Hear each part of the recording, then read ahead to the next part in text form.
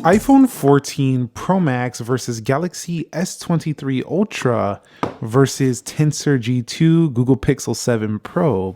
Speed test. Now, the iPhone is basically the highest price in most areas because the S23 Ultra is often discounted, and then this is the cheapest in the Google Pixel 7 Pro. A16 Bionic, Qualcomm Snapdragon 8 Gen 2, and Tensor G2 CPUs, Android 13 on both of these, One UI 5.1, and we do have iOS 16.5.1 over here. Now, because there's three phones, I'm going to go ahead and time this baby with a stopwatch here on this Sony device, and we're going to go ahead and see which one does faster. I'll speed it up here while we are testing these in 3, 2, go. And so the iPhone 14 Pro Max completed this test in just 17 seconds. So that's pretty darn quick. Let's see how fast the Galaxy S23 Ultra can do this baby with the One UI 5.1. And it does have the June update now. So let's go ahead and begin this test in 3, 2, go, and see which one can get there first. Now, I get a few comments here and there. Oh, nobody boots up their phone. Who cares? Look at, I reboot my phones quite a bit, especially the Android devices, to keep them the cache clear, and just kind of, I feel like it just helps boost the performance a little bit, just clearing things out. And sometimes you could actually set these up to reboot overnight. And the S23 Ultra in around 21 to 22 seconds finishes the boot up. So the iPhone turns on faster than the S23 Ultra. I think I said S22 Ultra.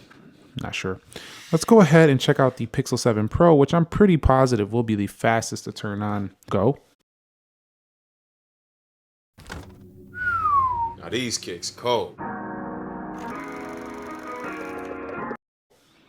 And I'm assuming the Pixel will be the fastest here, even faster than the iPhone. This is one of the fastest booting phones I've seen. There's the G logo, and we should be just about in just 13 seconds. So the Google Pixel 7 Pro is absolutely the fastest phone to boot up. I will say one thing, it's the slowest phone to go ahead and do an update though. When you're doing software updates, the Pixel 7 Pro is ridiculous slow by comparison to iPhone 14 Pro Max and Galaxy S23 Ultra. Now, when it comes to unlocking these phones, all of them are quite fast. The iPhone does utilize Face ID with no fingerprint sensor, although it does have the ability to come up, raise to wake, and then you just swipe in, so pretty reliable.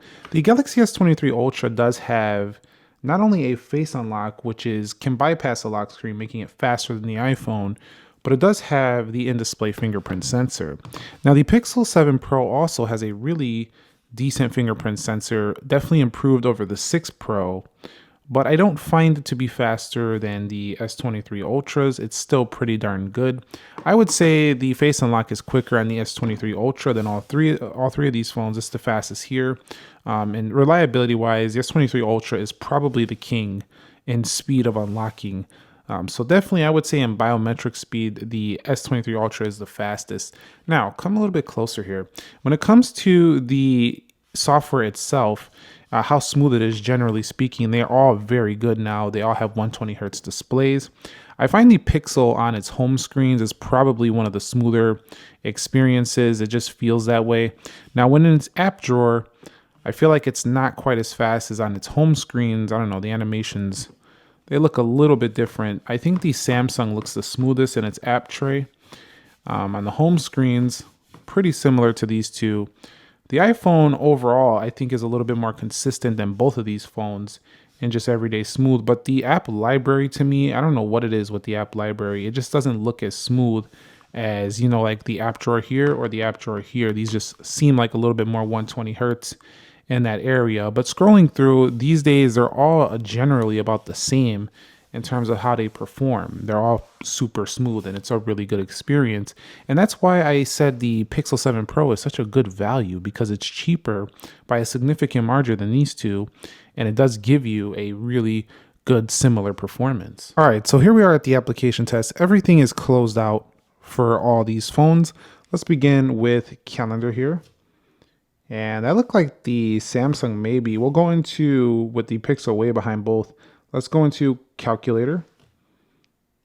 That was pretty close on all those phones. I think Samsung's animation maybe. We'll go into clock here. And that one looked like maybe the iPhone. Again, this is going to be very tough for me to see, so you can call it as you see it or slow down the video. That one looked like it might have been the iPhone. Let's go out of here. We'll go into Instagram. I think Pixel had that one. We'll go home here to the home page. And we'll go over here to my latest post. No major difference when you're actually in these devices here in application. Let's go into Play Store, App Store, 3, 2, go.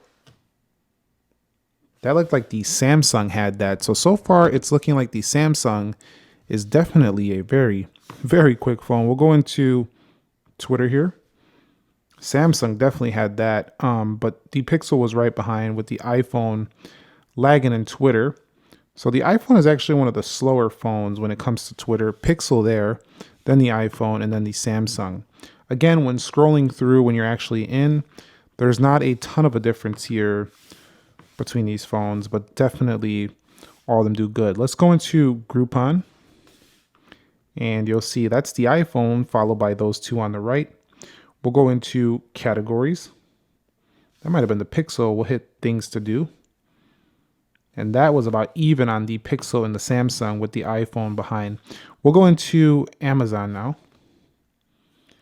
And Amazon loading a little Prime Day on the Samsung, but let's go ahead and reopen that one because it was loading the Prime Day for the Samsung. I want to make sure we get a correct test here. 3, 2, go.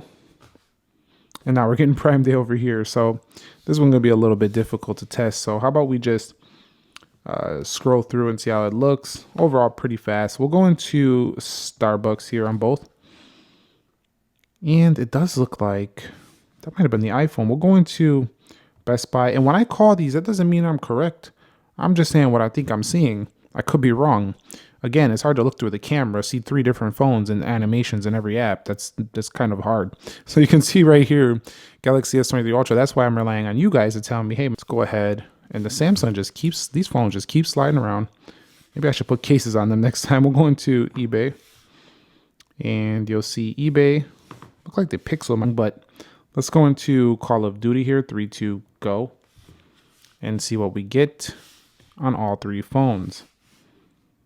So it's looking like Samsung in the lead. Again, every time you do this test, it's a little bit off sometimes because this game is always downloading new resources and things. So iPhone looks to be ahead. There's Samsung, and now we have Google. So it's looking like it's going to be iPhone, or it's going to be Samsung. Actually, iPhone had that first. It was just loading this stuff up. iPhone, Samsung, and then Google here with the Call of Duty. So iPhone, man, iPhone always seems to want to win out in gaming. Let's go into Temple Run in terms of just performance. I don't know what it is. I think maybe it's the hardware and software, but I think developers spend a lot of time making the games really good on iPhone too. But the Samsung wins it out there with Temple Run too.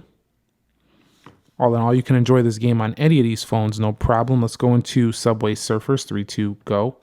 See how they perform in this front. And you'll see that's a win to the iPhone, then the Samsung, and then the Google Pixel 7 Pro. Let's go ahead and take it over to Hill Climb 2, 3, 2, go. And see how we do here. And you'll see that the iPhone and Samsung going neck and neck, with Samsung maybe a hair quicker, and then the Pixel behind. So I'm seeing the Pixel just a little bit behind these other two in a lot of areas so far. Just a lot of applications, just a hair behind with the win here. 3619 with an average frame rate of 21.70. If you scroll down, it performs better than 86% of all other devices.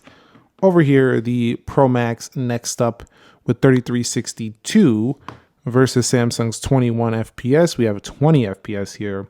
Score is better than, let's see, 83% of other devices. So according to this benchmark, the Samsung is the more powerful phone. And over here, the Pixel 7 Pro, 1652 on its overall score. Let me bring that brightness down. 1652 with an average frame rate of only 9.90. So probably the worst in terms of gaming here is the Pixel. Scores better than only 43% of other devices. So the Pixel's not really about, the top level performance. It's more about a smooth experience for the everyday user with some great camera. Whereas the Samsung's more of an all-out beast. And then the iPhone is a refined beast that kind of doesn't take advantage of its A16 power. So at the end of the day, I would say the king of speed here is the S23 Ultra. This phone has the fastest, 3D Mark score. It felt a little faster as the fastest, 3D Mark score. It felt a little faster in the animations than both other phones. The iPhone is right hard on its heels, though, of the S23 Ultra. And I expect the A17 chip in the iPhone 16 Pro Max or iPhone Ultra, whatever they want to call it this year, to be faster than the S23 Ultra. But for now, the king crown remains to the S23 Ultra, with the Pixel definitely easily slotting in at third place. And with the Pixel Fold having the Tensor G2, that phone is likely not any faster than the iPhone or the S23 Ultra as well. So